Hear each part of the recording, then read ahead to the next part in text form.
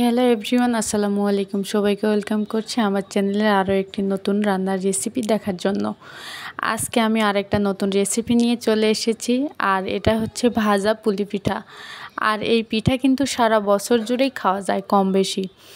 এই মসমসে পুলি পিঠা আমি কি করে তৈরি করেছি ওই রেসিপিটাই আজকে আমি সবার সাথে শেয়ার করছি। আশা করছি আমার আজকের রেসিপি সবার অনেক ভালো লাগবে।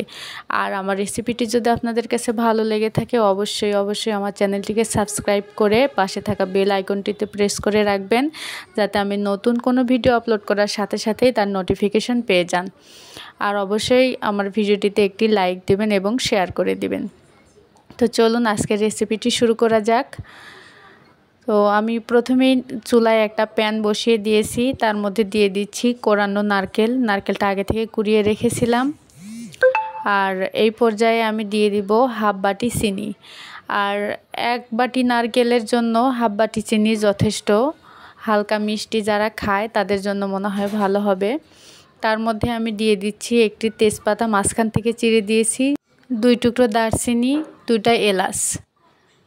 তো এর সাথে আর বেশি কিছু দেইনি। তো এখন চিনির সাথে মশলাগুলোর সাথে ভালোভাবে নারকেলটা আমি নেড়ে চেড়ে নিচ্ছি, যাতে চিনির সাথে ভালোভাবে মিশে যায় এবং চিনিটা যাতে গলে যায়। তো দেখুন চিনিটা গলে গেছে প্রায়, আর নিচে একটা আঠালো ভাব তৈরি হয়েছে।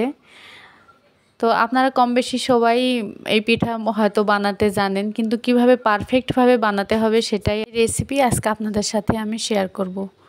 তো প্রথম দিকে আমি নারকেলের পুরটা রেডি করে নিচ্ছি। দেখুন নারকেলের পুরটার কালার প্রায় চেঞ্জ হয়ে এসেছে, নিচে থেকে হালকা একটা বাদামি কালার চলে এসেছে। তো নারকেলের পুরটা প্রায় হয়ে এসেছে, আর একটু মিনিট 2-3 জাল দিলেই হয়ে যাবে।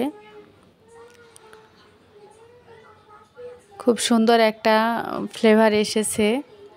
তো আপনারা চাইলে এর ভিতর হালকা একটু পানি দিতে পারেন, তাতে নারকেলটা একটু নরম হবে। তা আমি হওয়ার কিছুক্ষণ আগে অল্প একটু সামান্য পরিমাণ পানি অ্যাড করেছিলাম অফ ক্যামেরায়। এই যে দেখুন পানি দেওয়ার পরে এরকমটা হয়েছে।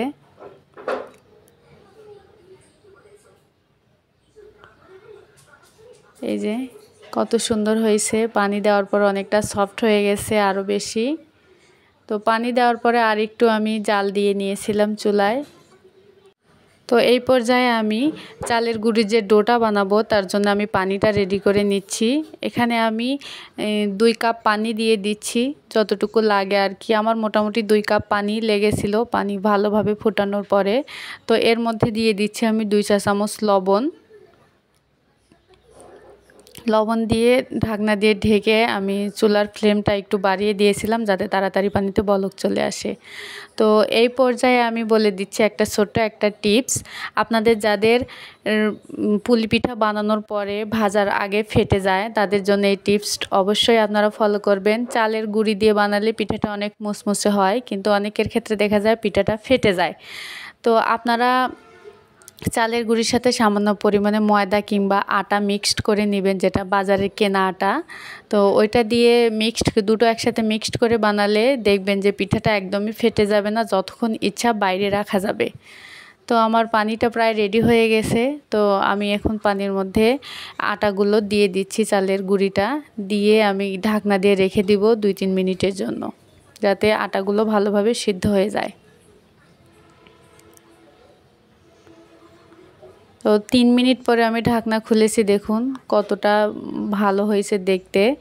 একদম উপরে থেকে একটা সুন্দর একটা আস্তরণ পড়ে গেছে। চালের গুঁড়িটাও ভালোভাবে সেদ্ধ হয়ে গেছে। তো এই পর্যায়ে আমি এখন একটা খন্তার সাহায্যে ভালোভাবে মিক্সড করে নিচ্ছি, কাঠের খন্তার সাহায্যে।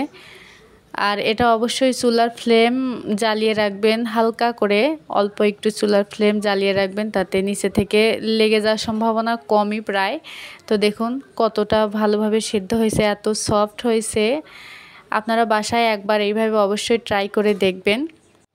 তো এই পর্যায়ে আমি চালের গুঁড়ির ডোটা একটা বাটিতে আমি ঢেলে নিয়ে গরম থাকা অবস্থাতেই হাত দিয়ে ভালোভাবে ম্যাশ করে নিতে হবে। খুব সাবধানতার সাথে, যদিও এটা অনেক গরম, হালকা একটু ঠান্ডা হয়ে এলেই ভালোভাবে মুথে নিতে হবে, কারণ আপনার মোথার উপরেই একটা পারফেক্ট ডো তৈরি হবে। তো আমার আটা প্রায় ডো করা শেষ, চালের গুঁড়িটা। তো এখন আমি ছোট ছোট করে লেচি কেটে রেখে দেবো। আর লেচিগুলো অবশ্যই 2 হাত দিয়ে একটু গোল শেপ করে ঢাকনা দিয়ে ঢেকে রেখে দেবেন। আর এই পর্যায়ে আমি একটা লেচি নিয়ে বড় একটা রুটি বানাবো। রুটি থেকে ছোট ছোট করে কেটে তারপরে আমি পিঠার শেপ দেব। তো আপনারা আমার হাতের দিকে খেয়াল করলেই বুঝতে পারবেন। আপনাদের কাছে আবারও ছোট্ট একটা রিকোয়েস্ট, প্লিজ আমার ভিডিওটি যদি আপনাদের কাছে ভালো লেগে থাকে আমার চ্যানেলটিকে সাবস্ক্রাইব করে দিবেন, আর অবশ্যই ভিডিওটিতে একটি লাইক দিবেন। তো দেখুন আমি কতটা মোটা করে রুটিটা বেলে নিয়েছি। একবারে বেশি মোটাও হবে না, আবার একেবারে পাতলাও হবে না। তো এখানে আমি একটা স্টিলের গ্লাস নিয়েছি, আর গ্লাসের সাথে সামান্য পরিমাণে চালের গুঁড়ি মেখে নিয়েছি যাতে লেগে না যায়। ছোট ছোট রুটির মতন করে আমি এগুলো কেটে নিচ্ছি। আর এটা কম বেশি এভাবে সবার বাড়িতেই কেটে নেয়।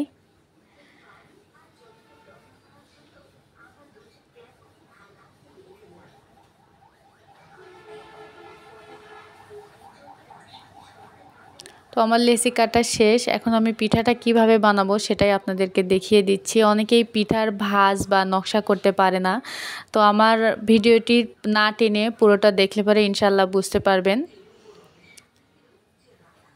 তো আমি একটা পিঠা নিয়ে নিচ্ছি, তার মধ্যে আমি পুরগুলো, নারকেলের যে পুর আগে রেডি করে রেখেছিলাম সেটা দিয়ে দিচ্ছি। দিয়ে যে এইভাবে ধরে সামনে থেকে মাথাটা 2 দিকে ভালোভাবে ভাঁজ দিয়ে নিচ্ছি।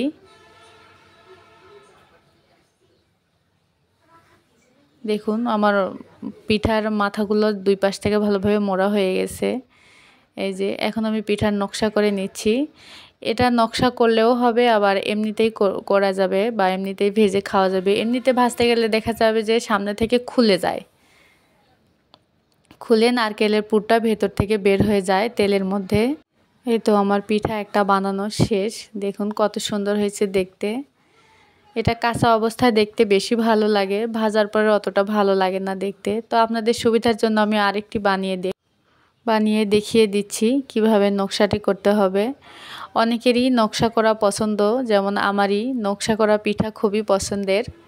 তো আমি যখনই বাড়িতে বানাই এই পিঠাটি আমি নকশা করেই বানাই, যদিও বা একটু দেরি হয়, কিন্তু দেখতে ভালো লাগে। আর যে জিনিস দেখতে না ভালো লাগে সেই জিনিস কিন্তু খেতেও ভালো লাগে না।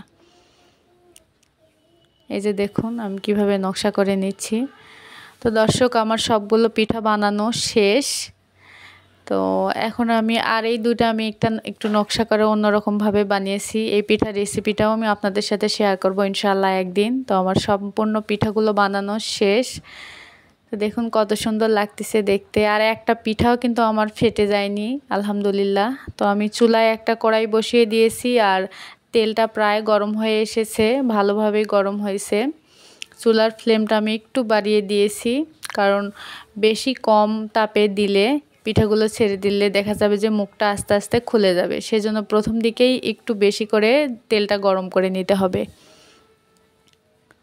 তো পিঠাগুলো আমি ছেড়ে দিয়েছি, একবার এই পাশ ওই পাশ করে উল্টিয়ে দিয়েছিলাম। তো আমি আবার একটু নেড়ে দিচ্ছি। তো পিঠা প্রায় ভাজা শেষ, হালকা বাদামি কালার হয়ে গেছে, হালকা বলতেছি কোথায়, কড়া হয়ে গেছে। তো এখন আমি উঠিয়ে নিব তেল থেকে।